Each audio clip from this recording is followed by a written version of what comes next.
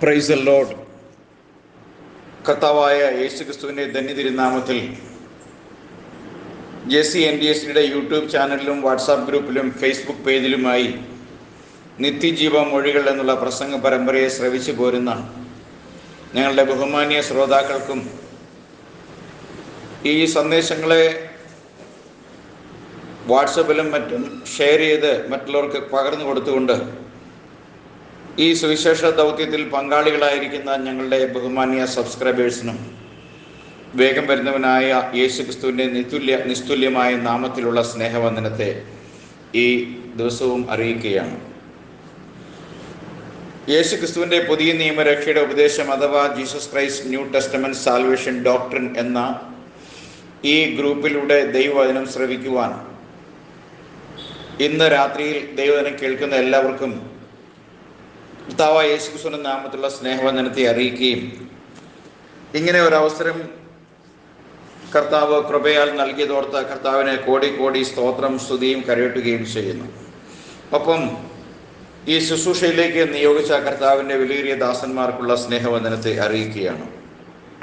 ഈ രാത്രിയിൽ ഒരു വിശേഷപ്പെട്ട വിഷയവുമായി നിങ്ങളുടെ അടുക്കൽ കടന്നു വരുമ്പോൾ അവൻ എന്ന സ്ഥാനനാമമുള്ള പരിശുദ്ധാത്മാവ് എന്നൊരു വിഷയം സംസാരിക്കുവാൻ ദൈവസന്നിധിയിൽ താല്പര്യപ്പെടുകയാണ്. അതിനായി വിശുദ്ധ യോഹന്നാന്റെ സുവിശേഷം 16-ാമത്തെ അധ്യായം അതിൻ്റെ 13 മുതൽ 15 വരെയുള്ള വാക്യങ്ങൾ ദൈവസന്നിധിയിൽ വായിക്കുവാൻ താല്പര്യപ്പെടുകയാണ്. സത്യത്തിൻ്റെ ആത്മാവ് വരുമ്പോഴോ അവൻ നിങ്ങളെ സകല സത്യത്തിലും വഴി നടത്തും. അവൻ സ്വയമായി സംസാരിക്കാതെ താൻ കേൾക്കുന്നത് സംസാരിക്കുകയും വരുവാനുള്ളത് നിങ്ങൾക്ക് അറിയിച്ചു തരികയും ചെയ്യും. അവൻ എനിക്കുള്ളതിൽ നിന്നെടുത്ത് നിങ്ങൾക്ക് അറിയിച്ചു തരുന്നത് കൊണ്ട് എന്നെ മഹത്വപ്പെടുത്തും.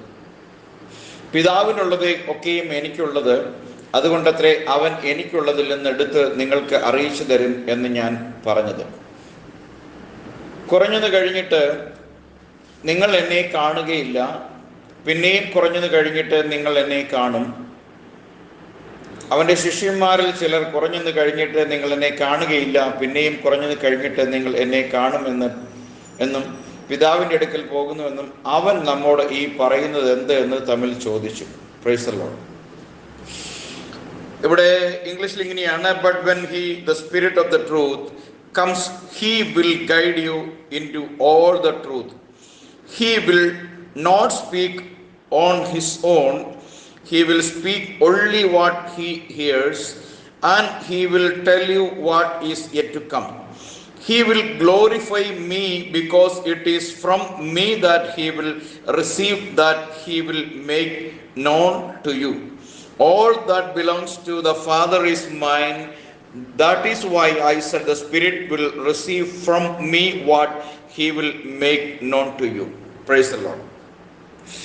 ഈ ഒരു ദൈവവചനത്തിൽ തന്നെ 16-ന്റെ 13 മുതൽ 15 വരെയുള്ള വാക്യങ്ങളിൽ ഹി എന്നും ഹിം എന്നും 9 പ്രാവശ്യം ആവർത്തിച്ചിട്ടുണ്ട്.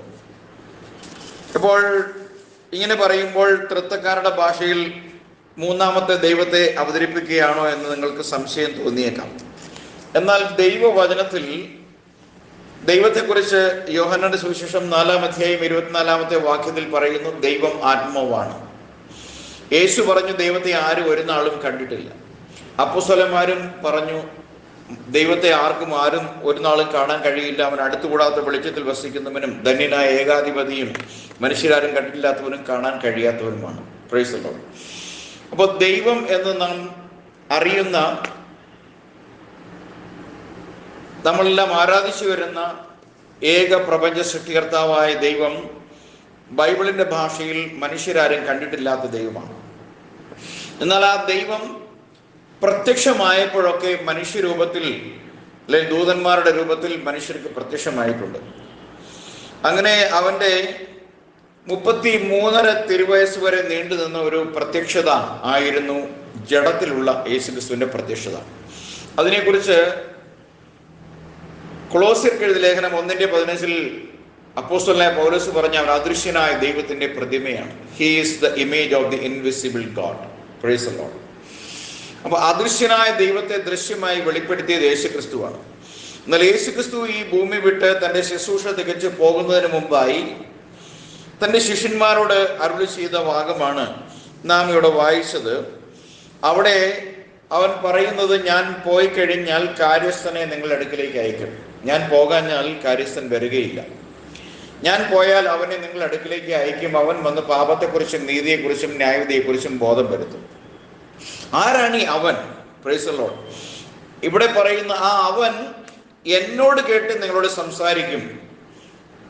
അവൻ സ്വയമായി ഒന്നും പറയുകയില്ല, അവൻ എന്നോട് കേട്ട് നിങ്ങൾക്ക് അറിയിച്ചു തരും. അപ്പോൾ പിതാവ് പുത്രനിൽ ജഡത്തിൽ തന്നെ വെളിപ്പെടുത്തി. അവൻ അദൃശ്യനായ ദൈവത്തിന്റെ ദൃശ്യമായ രൂപമായിരുന്നു. അവൻ ആ അദൃശ്യനായ ദൈവം മനുഷ്യന്റെ ദൃഷ്ടിക്ക് കാണുവാൻ കഴിയുന്ന, ആസ്വദിച്ചറിയാൻ കഴിയുന്ന, തൊടുവാൻ കഴിയുന്ന സാമീപ്യമായി ഈ ഭൂമിയുടെ മണ്ഡലത്തിൽ യെരൂശലേമിന്റെ പ്രാന്തപ്രദേശങ്ങളിൽ അവൻ സഞ്ചരിച്ചു, ജീവിച്ചു. Price the Lord.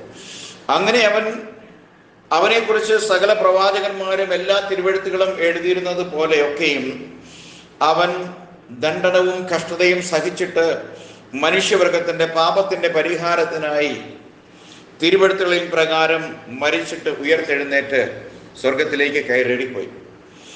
അവൻ ഈ ലോകത്ത് താൻ ആയിരുന്നപ്പോൾ താൻ തെരഞ്ഞെടുത്ത ശിഷ്യന്മാരോട് താൻ ഈ ലോകം വിട്ടു പോകുവാനുള്ള സമയം വന്നപ്പോൾ അവരോട് സംസാരിക്കുകയാണ്. സത്യത്തിന്റെ ആത്മാവെന്ന മറ്റൊരു അഡ്വക്കേറ്റിനെ, ഒരു സഹായകനെ, ഒരു കംഫോർട്ടറെ ഞാൻ നിങ്ങൾക്ക് തരും. ഞാൻ പോകാഞ്ഞാൽ അവൻ വരികയില്ല. എന്ന് വെച്ചാൽ ആ കംഫോർട്ടർ ആരാണ്? ഞാനാണ്.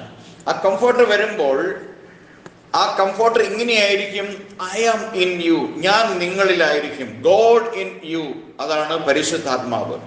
ദൈവം വീണ്ടെടുക്കപ്പെട്ട മനുഷ്യരുടെ ഉള്ളിൽ വസിക്കുന്നു. Price the Lord. God in his people is he എന്ന് വെച്ചാൽ പരിശുദ്ധാത്മാവ് എന്ന് വെച്ചാൽ ദൈവം അവന്റെ ജനത്തിന്റെ ഉള്ളിൽ. ഹല്ലേലൂയ.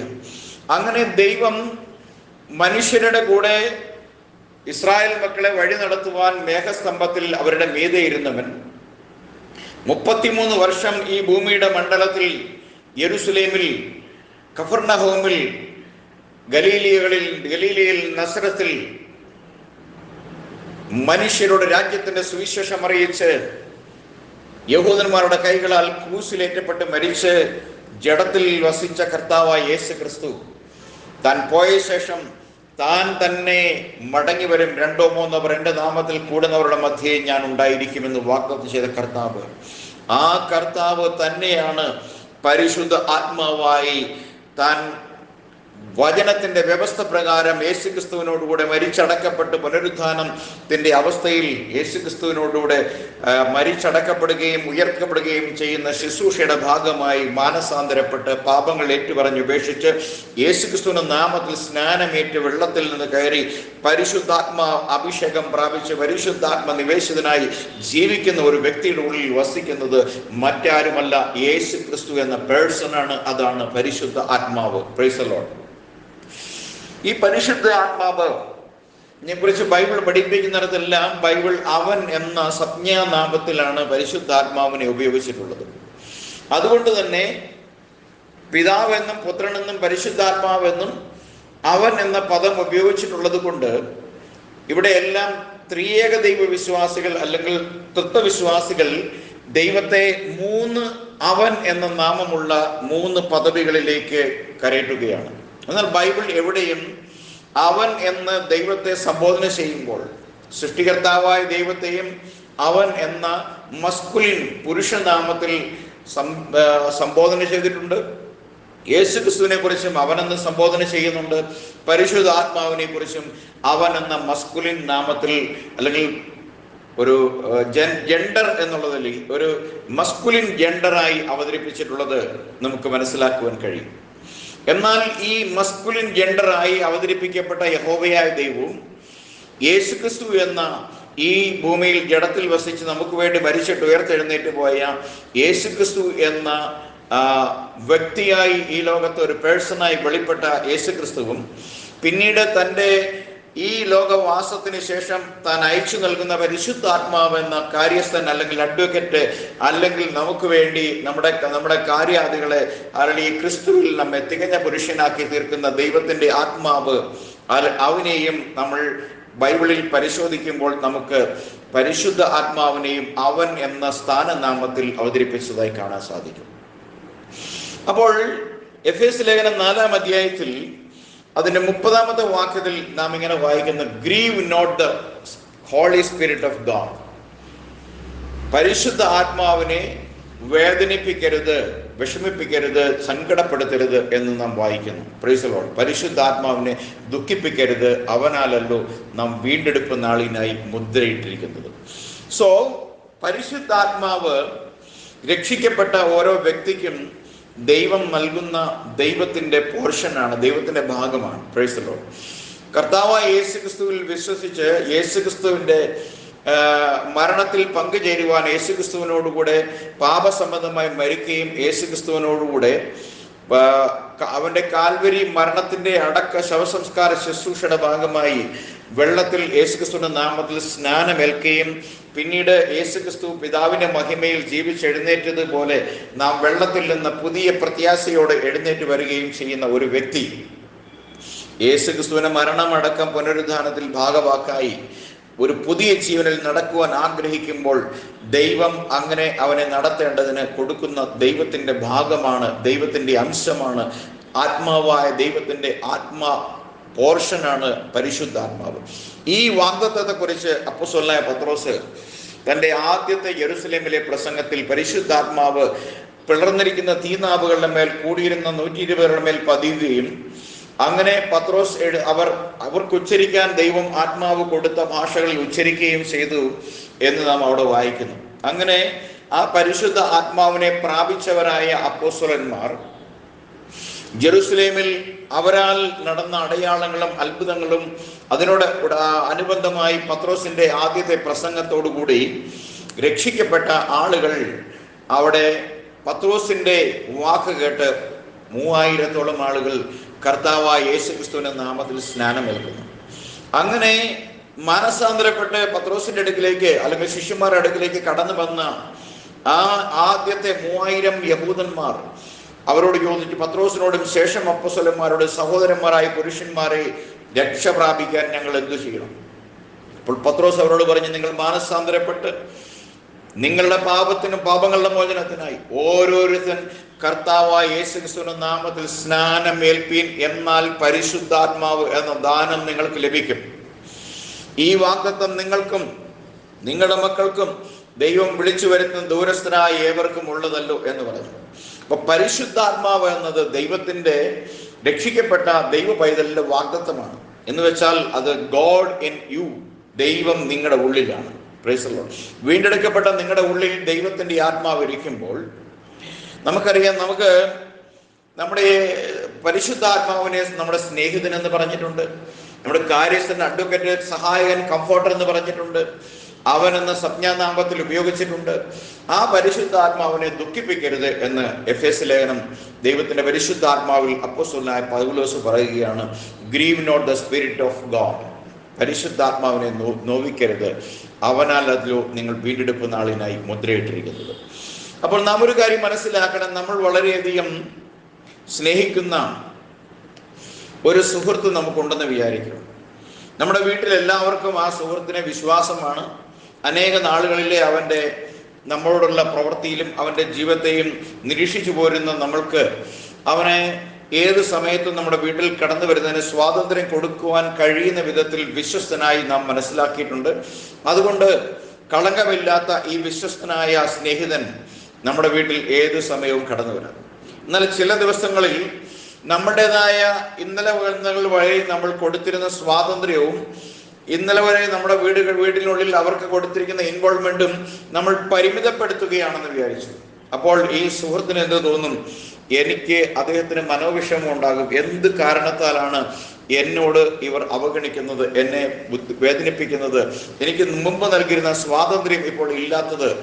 അപ്പോൾ ആ മനുഷ്യൻ തീർച്ചയായിട്ടും ഇങ്ങനെ വിചാരിക്കും, എന്തോ ഒരു പ്രശ്നമുണ്ടല്ലോ.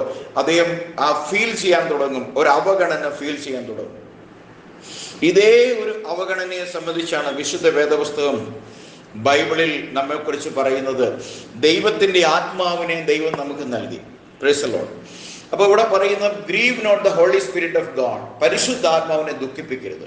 അപ്പൊ പരിശുദ്ധാത്മാവ് അവഗണിക്കപ്പെടുമ്പോൾ, തിരസ്കരിക്കപ്പെടുമ്പോൾ ദുഃഖിക്കുമെങ്കിൽ, നാം ദൈവത്തോടുള്ള കൽപ്പനയിലും അനുസരണത്തിലും വളരുമെങ്കിൽ അതിന്റെ ഓപ്പോസിറ്റ് സൈഡായ പരിശുദ്ധാത്മാവ് സന്തോഷിക്കുകയും ചെയ്യുന്നുണ്ട് എന്നൊരു കാര്യം നമ്മൾ മനസ്സിലാക്കണം. Price the Lord. നാം ദൈവത്തിന്റെ കൽപ്പനകളിലും പ്രമാണങ്ങളിലും നടക്കുകയും ആരാധനയിലും കൂട്ടായ്മയിലും നടക്കുകയും ലോകത്തിന്റെ വ്യവസ്ഥകളിൽ നിന്ന് മാറി നാം ദൈവിക വ്യവസ്ഥയിലും സംവിധാനത്തിൽ നടക്കുകയും ചെയ്യുമ്പോൾ ഫ്രീ ആയി നമ്മൾ വ്യാപരിക്കുന്ന ആത്മാവ്, ആ പരിശുദ്ധാത്മാവ് ഫ്രീ ആയി നമ്മൾ വ്യാപരിക്കും. കാരണം ആ ആത്മാവിനെ നമുക്ക് എവിടെയും കൊണ്ടുപോകാം. നമ്മൾ പോകുന്നിടമൊക്കെ ദൈവികമാണെങ്കിൽ, നമ്മുടെ ബന്ധങ്ങൾ ദൈവവചനത്തിന്റെ വ്യവസ്ഥകൾ പ്രകാരമുള്ളതാണെങ്കിൽ, നാം പോകുന്നിടങ്ങളിൽ നാം ആസ്വദിക്കുന്ന കാര്യങ്ങളും എല്ലാം ദൈവവചനത്തിന്റെ വ്യവസ്ഥയ്ക്ക് യോഗ്യമായ കാര്യമാണെങ്കിൽ, ദൈവത്തിന്റെ പരിശുദ്ധാത്മാവ്, നമ്മുടെ ഉള്ളിലുള്ള ദൈവത്തിന്റെ ആത്മാവ് ഫ്രീ ആയിട്ട് നമ്മുടെ മേൽ വ്യാപരിക്കുകയും അത് നമ്മുടെ ജീവിതത്തിൽ വളരെ അനർഗളമായി അനുസ്യൂതമായി ഒഴുകുന്ന ഒരു അനുഭവത്തിലേക്ക് നമുക്ക് പോകുവാൻ കഴിയും. എന്നാൽ ഒരു കാര്യം നാം മനസ്സിലാക്കണം, ഇങ്ങനെ ദൈവത്തിന്റെ പരിശുദ്ധാത്മാവിനെ വാഗ്ദത്ത പ്രകാരം നാം സ്നാനമേറ്റപ്പോൾ നമുക്ക് ലഭിച്ചുവെങ്കിൽ, നാം ആ പരിശുദ്ധ ആത്മാവ് നമ്മുടെ ജീവിതത്തിൽ ഉണ്ട്. എന്നാൽ നമ്മൾ ദൈവവചനത്തിന്റെ വ്യവസ്ഥയ്ക്ക് അനുസരണമല്ലാതെ ജീവിക്കുകയും കേവലം ഒരു സൺഡേ ക്രിസ്ത്യാനിയായി മാത്രം നമ്മെ തന്നെ ഒതുക്കി വെച്ചിരിക്കുകയും ബാക്കിയുള്ള ലൗകിക കാര്യങ്ങളിലെല്ലാം നാം ഒഴുകുകയും ചെയ്യുന്നുവെങ്കിൽ തീർച്ചയായും നമ്മുടെ ഉള്ളിൽ പരിശുദ്ധാത്മാവ് നരങ്ങുകയും വേദനിക്കുകയും ചെയ്യും. കാരണം പരിശുദ്ധാത്മാവിന് നമ്മുടെ ഹൃദയത്തിൽ ഇടമില്ല. നാം സ്വാതന്ത്ര്യം കൊടുത്തിട്ടില്ല. ആ പരിശുദ്ധാത്മാവിന് നമ്മുടെ ജീവിതത്തിലെ പല മേഖലകളിലും പരിശുദ്ധാത്മാവിന് കടന്നു വരാൻ കഴിയില്ല. കാരണം നമ്മൾ പരിശുദ്ധാത്മാവിന്റെ പ്രവർത്തനത്തെ ലിമിറ്റ് ചെയ്തിരിക്കുകയാണ്. നമ്മളിലുള്ള ദൈവത്തിന്റെ പരിശുദ്ധാത്മാവിന്റെ പ്രവർത്തന മണ്ഡലങ്ങൾ നാം പരിമിതപ്പെടുത്തുകയും, നാം ആത്മാവ് പ്രാപിച്ചവരെങ്കിലും ആത്മാവിന്റെ ഇംഗിതത്തിനോ പ്രേരണയ്ക്കോ വശംവദമാകാതെ വണ്ണം ഈ ലോകത്തിന്റെ താല്പര്യങ്ങളിൽ, ലോകത്തിന്റെ ഇമ്പങ്ങളിൽ, ലോകത്തിന്റെ ഇഷ്ടങ്ങളിൽ, ലോകത്തിന്റെ ആർഭാടങ്ങളിൽ, ലോകത്തിന്റെ ബന്ധങ്ങളിൽ നാം നമ്മെ തന്നെ വീണ്ടും വീണ്ടും മുന്നോട്ട് കൊണ്ടുപോകുകയാണെങ്കിൽ തീർച്ചയായും നമുക്കറിയാം ദൈവത്തിന്റെ പരിശുദ്ധാത്മാവ് നമ്മുടെ ഉള്ളിൽ ദുഃഖിക്കും, നരങ്ങും. കാരണം ദൈവം കർത്താവായ യേശു ക്രിസ്തുവിനെ നാം നമ്മുടെ സ്വന്തം രക്ഷിതാവും കർത്താവും പിതാവുമായി സ്വീകരിക്കുകയും യേശു ക്രിസ്തുവിനോടുകൂടെ നടക്കുവാൻ നാം തീരുമാനിക്കുകയും യേശു ക്രിസ്തു നമ്മുടെ ജീവന്റെ നായകനായി നമ്മൾ ഏറ്റുപറയുകയും ചെയ്ത നാളിൽ നമുക്ക് നൽകപ്പെട്ട നമ്മുടെ കംഫോർട്ട്, ആശ്വാസപ്രദനായി, നമ്മുടെ വഴികാട്ടിയായി, നമുക്ക് വേണ്ടി മധ്യസ്ഥം വഹിക്കുന്നവനായി, നമ്മുടെ പാപങ്ങൾ നാം ഏറ്റുപറയുമ്പോൾ പിതാവിന്റെ സന്നിധിയിൽ നമുക്ക് വേണ്ടി ആലടി അദ്ദേഹമേ അഡ്വക്കസി ചെയ്യുന്ന ആ ദൈവത്തിന്റെ ആത്മാവ് നമ്മുടെ അനുദിന ജീവിതത്തിൽ നാം ആ ആത്മാവിന്റെ നിരക്കാത്ത കാര്യങ്ങളിലേക്ക് കടന്നു പോകുമ്പോൾ, ആത്മാവിനെ നമ്മുടെ ജീവിതത്തിന്റെ മേഖലകളിലേക്ക് നാം സ്വീകരിക്കാതെ നമ്മുടേതായ മാർഗങ്ങളിലൂടെ നമ്മൾ കടന്നു പോകുമ്പോൾ തീർച്ചയായും ദൈവത്തിന്റെ പരിശുദ്ധാത്മാവ് വേദനിക്കും. കാരണം ദൈവത്തിന്റെ പരിശുദ്ധാത്മാവ് ദൈവം നമുക്ക് നൽകിയിരിക്കുന്നത് വീണ്ടെടുപ്പ് നാൾ വരെയും നമ്മളെ പരിപാലിക്കുവാൻ വേണ്ടിയാണ്. വീണ്ടെടുപ്പ് നാൾ വരെയും നമ്മെ പരിപാലിക്കുകയും നമ്മെ നിയന്ത്രിക്കുകയും നമ്മെ നയിക്കുകയും നമുക്ക് ആശ്വാസം പകരുകയും ചെയ്യാൻ വേണ്ടിയാണ്. നാം തെറ്റ് ചെയ്യുമ്പോൾ ദൈവത്തിന്റെ ആത്മാവ് നമ്മോട് സംവാദിക്കും. എന്നാൽ നാം ദൈവത്തിന്റെ ആത്മാവിനെ പ്രാപിച്ചവരെങ്കിലും നമുക്ക് ദൈവത്തോട് നിലനിൽക്കുന്നതായ ഒരു കൂട്ടായ്മ, ഒരു പരിശുദ്ധാത്മാവിന്റെ അഭിഷേകത്തെ നാം വീണ്ടും വീണ്ടും അപ്ലൈ ചെയ്യുകയോ പരിശുദ്ധാത്മാവിന്റെ സാന്നിധ്യം നാം ആഗ്രഹിക്കുകയോ ചെയ്യാതെയും ദൈവിക കൂട്ടായ്മകളിൽ നിന്നും അകന്നു നടക്കുകയും കേവലം ഒരു വഴിപാടുകാരനായ നാമമാത്ര ക്രിസ്ത്യാനിയായി നാം തുടരുകയും ചെയ്യുമ്പോൾ പരിശുദ്ധാത്മാവ് നമ്മുടെ ഉള്ളിൽ വേദനിക്കും എന്നുള്ള കാര്യത്തെക്കുറിച്ച് യാതൊരു തർക്കവും വേണ്ട. Price the Lord. കാരണം ദൈവത്തിന്റെ ആത്മാവിനെ നമുക്ക് നൽകിയിരിക്കുന്നത് നാം വീണ്ടെടുപ്പ് നാൾ വരെയും അലളിയ കളങ്കമേശാതെ നമ്മുടെ വിശ്വാസ യാത്രയിൽ കൂടുതൽ ആത്മനിറവുള്ളവരായി ദൈവത്തിന്റെ സന്നിധിയിൽ കാഹളം ധ്വനിക്കുമ്പോൾ നാം എത്തുവോളവും നമ്മെ മുന്നോട്ട് നയിക്കുവാൻ, നമ്മുടെ കഷ്ടതകളിൽ നമുക്ക് ബലം പകരുവാൻ, പ്രാർത്ഥിക്കുന്ന ഒരു അനുഭവത്തിലൂടെ, ഒരു കൂട്ടായ്മയുടെ അനുഭവത്തിലൂടെ നാം പരിശുദ്ധാത്മാവിനെ ജ്വലിപ്പിക്കുന്നവരായി മുന്നോട്ട് പോകണമെന്ന് ദൈവം ആഗ്രഹിക്കുന്നു. Praise the Lord. അപ്പോസ്തലനായ പൗലോസ് തിമോത്തിക്ക് ലേഖനം എഴുതുമ്പോൾ ഇപ്രകാരം പറയുന്നുണ്ട്, എൻ്റെ കൈവെപ്പിനാൽ നിനക്ക് ലഭിച്ച കൃപാവരത്തെ നീ ജ്വലിപ്പിക്കണമെന്ന്. Price the Lord. എന്ന് വെച്ച് കഴിഞ്ഞാൽ കൃപാവരം നമുക്കൊരു ഗ്ലാസ് ചായ അല്ലെ ഒരു ഗ്ലാസ് പാലുണ്ടെന്ന് വിചാരിക്കുക. നമ്മൾ ആ പാലിലേക്ക് ഒരു ടേബിൾ സ്പൂൺ പഞ്ചസാര ഇട്ടു. ആ പഞ്ചസാര നമ്മൾ ഇളക്കി പാലിൽ ലയിപ്പിക്കുന്നില്ലെങ്കിൽ ആ പഞ്ചസാര ആ ഗ്ലാസിന്റെ ഏറ്റവും അടിയിൽ പോയി കിടക്കും. അതിൻ്റെ മേൽഭാഗത്ത് എവിടെയും, അല്ലെങ്കിൽ അതിൻ്റെ വളരെ നിയറായിട്ടുള്ള ഒരു സ്ഥലത്ത് നിന്ന് മാത്രമാണ് മധുരം ഉണ്ടായിരിക്കുള്ളൂ. ആ മധുരം നമുക്ക് ആ ചായയിലോ പാലിലോ മുഴുവനായി അളവിലേക്ക് നമുക്ക് ലഭിക്കണമെന്നുണ്ടെങ്കിൽ നാം ആ പഞ്ചസാരയെ ഇളക്കി ഇളക്കി ലയിപ്പിച്ച് ആ വെള്ളത്തിൽ ചേർക്കണം. ദൈവത്തിന്റെ പരിശുദ്ധാത്മാവും ഏതാണ്ട് അതുപോലെ തന്നെയാണ്.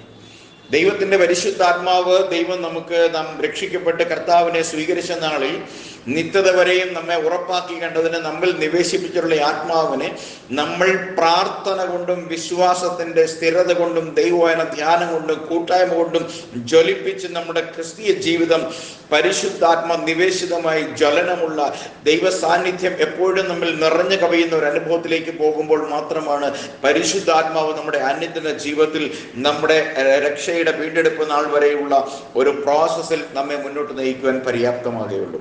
അതുകൊണ്ട് അനവധി തിരുവെഴുത്തുകൾ നാം പഠിക്കുമ്പോൾ എല്ലാ തിരുവെഴുത്തുകളിലും എന്ന പോലെ നമുക്ക് കാണാൻ കഴിയുന്ന ഒരു കാര്യം നമുക്കറിയാം.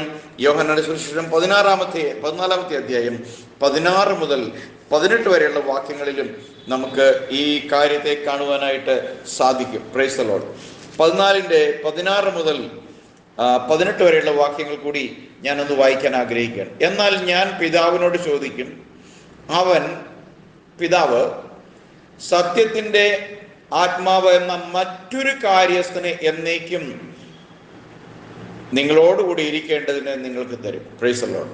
ഇവിടെ പിതാവിനെയും യേശു പറയണ അവൻ എന്ന് സംബോധന ചെയ്യുക. ഞാൻ തുടക്കത്തിൽ പറഞ്ഞു, പിതാവിനെ അല്ലെങ്കിൽ യഹോവയായ ദൈവത്തെയും ബൈബിൾ അവനെന്ന മസ്കുലിൻ ജെൻഡറിൽ ഉപയോഗിച്ചിട്ടുണ്ട്. അതുപോലെ തന്നെ യേശു ക്രിസ്തുവിനെ കുറിച്ച് നാം പഠിക്കുമ്പോൾ യേശുവിനെ നാം അവനെന്ന് പറയാറുണ്ട്.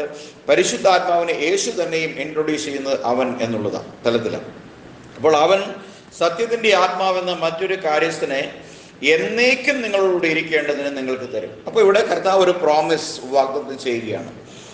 പിതാവ് സത്യത്തിന്റെ ആത്മാവെന്ന ഒരു കാര്യസ്ഥൻ, ഒരു അഡ്വക്കേറ്റിനെ എന്നേക്കും നിങ്ങളോട് ഇരിക്കേണ്ടതിന് നിങ്ങൾക്ക് തരും. Price the Lord. ലോകം അവനെ കാണുകയോ അറിയുകയോ ചെയ്യായികയാൽ അതിന് അവനെ ലഭിക്കാൻ കഴിയില്ല. പക്ഷെ ലോകത്തിന് ഈ ആത്മാവിനെ കാണുവാനോ അറിയുവാനോ കഴിയില്ല. വീണ്ടും ജനിക്കാത്ത ഒരു മനുഷ്യനും ഈ പരിശുദ്ധാത്മാവ് സാന്നിധ്യത്തെ അനുഭവിക്കുവാനോ കാണുവാനോ കഴിയുകയില്ല. ഹല്ലേലൂയ. അതുകൊണ്ട് അവൻ നിങ്ങളോടുകൂടെ വസിക്കുകയും, അപ്പോസ്തലന്മാരോടാണ് പറയുന്നത്, അല്ലെങ്കിൽ അപ്പോസ്തല പാരമ്പര്യം അനുസരിച്ച് ജീവിക്കുന്നവരോടാണ് പറയുന്നത്. അവരുടെ കൂട്ടത്തിൽ നമ്മളും പെടുന്നുണ്ട്. അവിടെ പറയാണ് അവനെ ലഭിക്കാൻ കഴിയില്ല. അവൻ നിങ്ങളോടുകൂടെ വസിക്കുകയും നിങ്ങളിൽ ഇരിക്കുകയും ചെയ്യുന്നത് കൊണ്ട് അവനെ അറിയുന്നു. ഞാൻ നിങ്ങളെ അനാഥരായി വിടുകയില്ല, ഞാൻ നിങ്ങളുടെ അടുക്കൽ വരും. അപ്പോൾ ഒരു കാര്യം മനസ്സിലായല്ലോ, ഈ സത്യത്തിന്റെ ആത്മാവെന്ന കാര്യസ്ഥൻ മറ്റാരുമല്ല, അയക്കുമെന്ന് വാഗ്ദത്തം ചെയ്ത യേശുക്രിസ്തു മാത്രമാണ്. യേശുക്രിസ്തു തന്നെയാണ്. യേശുക്രിസ്തുവാണ് കാര്യസ്ഥനായി പിന്നീട് വരുന്നത്. അതുകൊണ്ടാണ് ഞാൻ പോകാഞ്ഞാൽ കാര്യസ്ഥൻ വരികയില്ല, ഞാൻ പോയാൽ അവനെ നിങ്ങളുടെ അടുക്കൽ അയക്കുമെന്ന് പറഞ്ഞാൽ ഈ നാളുകൾ നിങ്ങളോടുകൂടി ഇരിക്കുന്ന ഞാൻ നിങ്ങളിൽ വസിക്കാനായി വരും. അതുകൊണ്ട് പെന്തക്കോസ്ത് നാളിൽ ഹല്ലേലൂയ അവർ പ്രാർത്ഥിക്കുകയും സത്യത്തിന്റെ ആത്മാവെന്ന കാര്യത്തിന് വേണ്ടി, വാഗ്ദത്തത്തിന് വേണ്ടി കാത്തിരിക്കുകയും ചെയ്തപ്പോൾ വാഗ്ദത്തം ചെയ്ത പരിശുദ്ധാത്മാവായി അവരുടെ ഉള്ളിൽ വന്നത് അവരോട് കൂടെ ചില നാളുകൾ മുമ്പ് വരെയും ജീവിച്ചിട്ട് മരിച്ചുപോയ കർത്താവ് യേശുക്രിസ്തു ആയിരുന്നു. എന്നാൽ മരണത്തിന്റെ പാശങ്ങൾക്ക് അവനെ തടുത്തു വെക്കാൻ കഴിഞ്ഞില്ല. വെളിപ്പാട് പുസ്തകത്തിൽ പറയുന്നു, ഞാൻ മരിച്ചവനായിരുന്നു എന്നേക്കും ജീവിക്കുന്നു, മരണത്തിന്റെയും പാതാളത്തിന്റെയും താക്കോൽ എൻ്റെ കൈവശമുണ്ട്. Price the Lord. അതുകൊണ്ട് ഈ രാത്രിയിൽ ഞാൻ ഈ ചെറിയ പ്രസംഗം അവസാനിപ്പിക്കുകയാണ്. ദൈവവചനം നാം പഠിക്കുമ്പോൾ പരിശുദ്ധാത്മാവ് എന്ന വ്യക്തിയെ നാം പഠിക്കുന്നത് ഒരു വ്യക്തിത്വ സ്വഭാവത്തിൽ നമ്മുടെ ഉള്ളിൽ വസിക്കുന്ന ഒരു ആത്മാവായിട്ടാണ്. അതിന്റെ അർത്ഥം മൂന്നാമത്തെ വ്യക്തി എന്നുള്ളതല്ല. ദൈവം ഒരു വ്യക്തി എന്നുള്ള നിലയിൽ, ഒരു സഹായകൻ എന്നുള്ള നിലയിൽ, ഒരു കൂട്ടുകാരൻ എന്നുള്ള നിലയിൽ, ഒരു ഗൈഡ് എന്നുള്ള നിലയിൽ നമ്മുടെ ഉള്ളിൽ ഇരുന്നു കൊണ്ട് നമ്മെ നയിക്കുന്ന ഒരു വ്യക്തിയായി നമ്മുടെ ഉള്ളിൽ വസിക്കുന്നു ദൈവത്തിന്റെ പരിശുദ്ധാത്മാവ്. അത് ഇസ്രായേലിലെ പ്രയാണത്തിൽ മേഘങ്ങളിൽ അഗ്നിസ്തംഭത്തിലും മേഘസ്തംഭത്തിലും ഒരു നടത്തിയവൻ, യെരൂശലേമിൽ അവരോട് കൂടെ വസിച്ചവൻ, മരിച്ചിട്ട് ഉയർത്തെഴുന്നേറ്റ് സഭയുടെ ഉള്ളിൽ ജീവിക്കുന്നവൻ, വീണ്ടെടുപ്പ് നാൾ വരെയും നമ്മെ വഴി നടത്തുന്ന ആ പരിശുദ്ധാത്മാവ് എന്ന ആ ഒരു അഡ്വക്കേറ്റ് നാം പാപം ചെയ്യുമ്പോൾ നമുക്ക് വേണ്ടി വാദിക്കുന്ന, നമ്മുടെ നീതീകരണം അവകാശപ്പെടുന്ന ആ പരിശുദ്ധ ആത്മാവ് അവനെ ദുഃഖിപ്പിക്കരുത്.